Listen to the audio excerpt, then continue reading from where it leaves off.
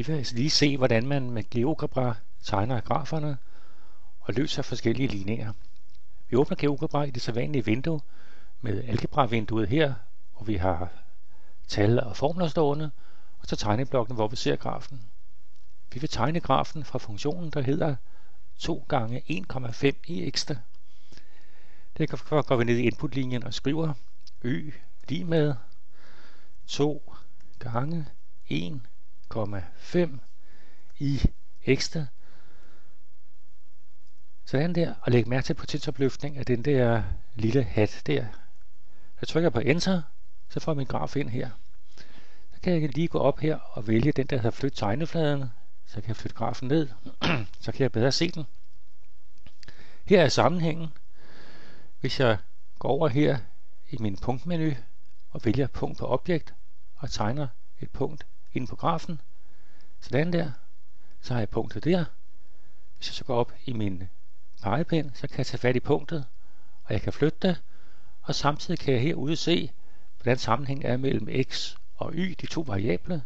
Her kan jeg se, at hvis x er 2,02, så er y lig med 4,54.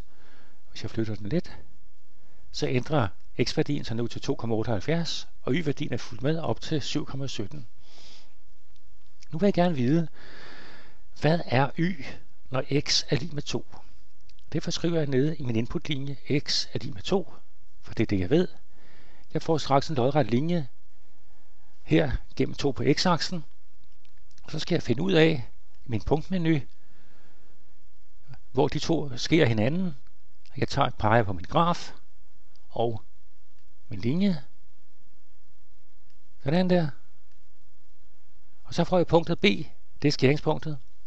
Og så kan jeg så se herover, at B fortæller, at når x er 2, så er y lig 4,5.